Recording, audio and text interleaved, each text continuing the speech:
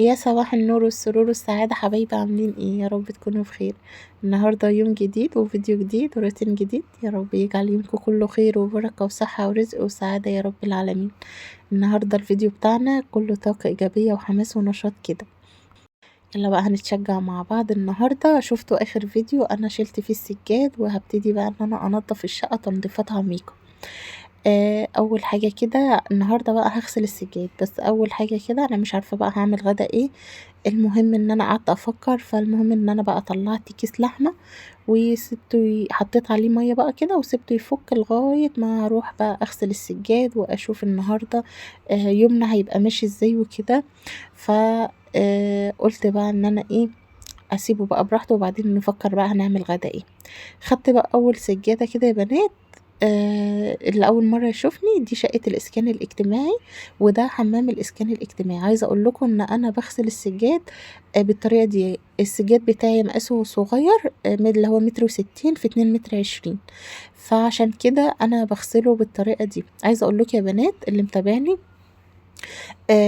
عايزه اقول لكم ان انا طريقتي في السجاد، بالذات السجاد اللي هو عشان لسه جديد كمان، فانا ما بحطش بقى اي اضافات غير مسحوق، اللي هو باستعمل اوكسي او الباهي او كده.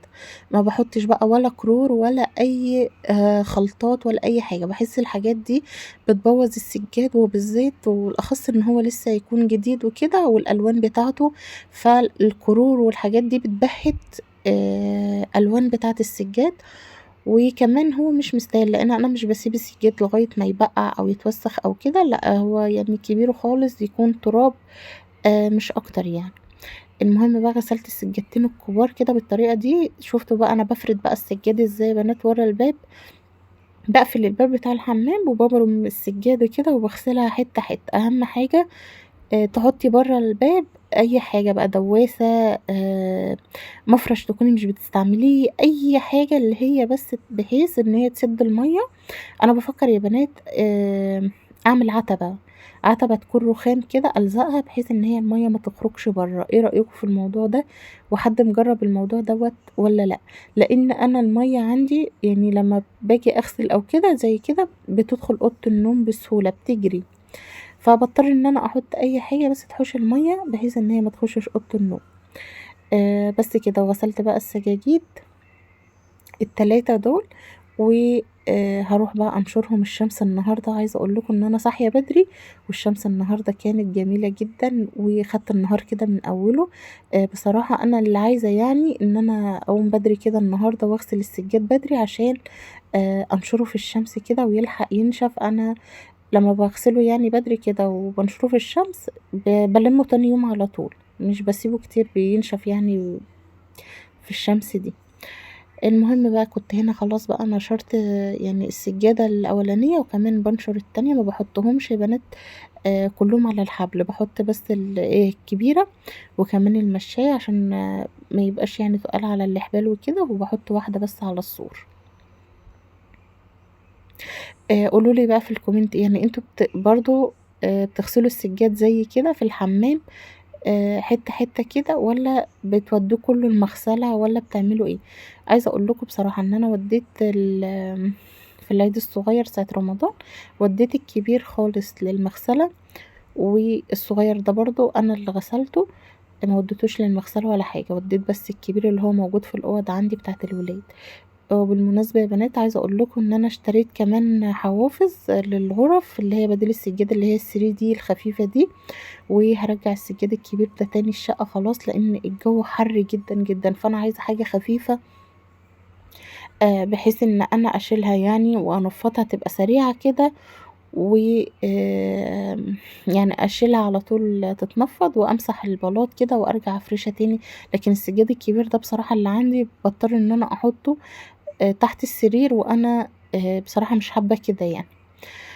المهم هنا بعد بقى ما خلصت مرحلة السجاد، عايزة اقول لكم ان انا رحت بقى اشيل المخدات بتاع الانتريه دي، افكها كلها عشان اغسلها. عندي الكمية بتاعة المخدات دي كبيرة جدا والله يا بنات. قلت بقى افكها كلها واغسلها جزء جزء كده في الغسالة.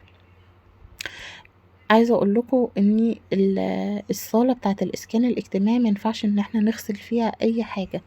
ولا سجاد ولا أي حاجة ولا حتى نسيب مَيّة ولا خرطوم ولا كده، لإن المَيّة كلّها بتجري في الأوض وبتجري في المطبخ، يعني أنا مش عارفة الموضوع ده عندي أنا بس والّا كل شقق الإسكان الاجتماعي كده.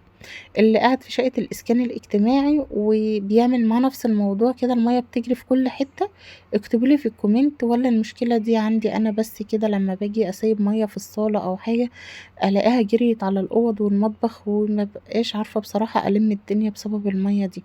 كنت باعمل كده لمّا كان الشقة لسه فاضية ما فيهاش ولا عفش ولا أي حاجة، ما كنتش لسه جِبت أي حاجة، فكنت باعمل كده، فكان الموضوع برضه مُتعب والله والشقة فاضية.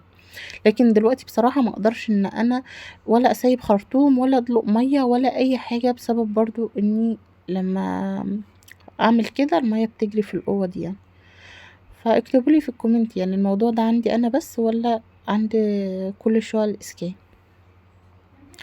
كنت بقى هنا خلّصت بقى كل المخدات، عايزة أقول لكم إن أنا باجزّأهم، باخد اللي هي الجزء اللي هو الملوِّن دوّة مع بعض، وبعد كده باخد اللي هو الفواتح واللي هو على الأبيض كده باغسلهم مع بعض كده. خدت بقى الجزء ده هاروح أحطهم في الغسالة، وأشغّل كمان الغسالة، عايزة أقول لكم إن أنا بعد ما خلّصت كده صوّرت كمان نزّلت الستاير بتاعة الشقة كلّها، وفكّرت إن أنا الكاميرا شغّالة وطلعت الكاميرا في الآخر مش شغّالة وأنا بانزّل باصوّر يعني المقطع بتاع الستاير وكده، فقُلت بقى معلش مش مشكلة هابقى أقول لكم. المهم إن أنا برضه نزّلت ستاير الشقة كلّها في اليوم ده، يعني غسلت السجاد ونزّلت الستاير وفكّيت الفرش بتاع المخدات بتاعة الأنتريه، وكمان هنعمل غدا سريع. بصراحة حيرة كل يوم هنعمل أكل إيه، النهارده فكّرت قُلت أعمل لوبيا ورز وكده، فما لقيتش كمان لوبيا لقيت بس فاصوليا، رُحت عملت بقى فاصوليا بيضا، وكمان هاحط اللحمة على النار أسلقها بس كده ما كنت عايزة أعملها ببصل في الفرن، بس بصراحة أيام التنضيف دي يا بنات بنبقى عايزين حاجة سريعة كده، وأكل سريع كده عشان يعني بنقول يعني كفاية علينا البيت والتنضيف وكده يعني. المهم بقى جبت اللحمة هنا كانت المَيّة خلاص بتغلي، وهاحط اللحمة يعني أسيبها لغاية ما تستوي معانا. كنت أنا بقى هنا إيه مجهزة بقى بصلاية كده وطماطماية وكمان قشرت جزرية وقطعتها كده مكعبات، هاحطها بقى مع اللحمة وهاسيبها لغاية ما تغلي، وقبل يعني إيه تغلي شوية تطلّع الريم بتاعها، هنشيل الريم ده وبعد كده بقى هنحط فلفل أسود وهنحط كمان حبهان ورق لورا. هنا يا بنات عايزة أقول لكم إن اللحمة خلاص استوت، كانت اتسلقت خالص، بصراحة أنا مش هاعمل فيها أي حاجة، أنا هاسيبها بس مسلوقة كده، الشوربة بتاعتها كانت تحفة جدًا.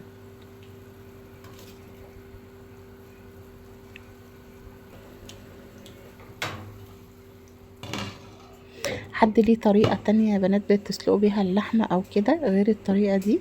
ادوني أفكار وادوني أفكار يعني آآ لو عندكم أفكار في موضوع شقق الإسكان الاجتماعي وكده، في التنظيم أو الفرش أو كده اكتبوا لي في الكومنت يعني وناخد أفكار من بعض يا بنات ونطبّقها مع بعض إن شاء الله.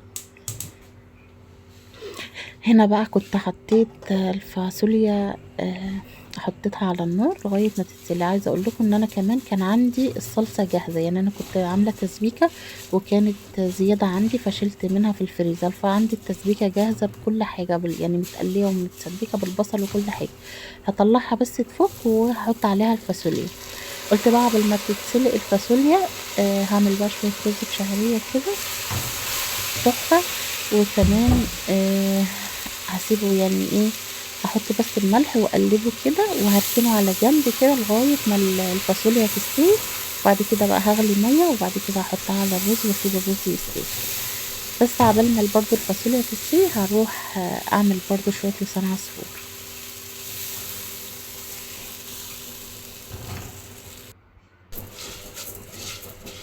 كان هنا خلاص بقى ركنت الرز على جنب وكمان هاحمّر شوية لسان عصفور كده على السريع.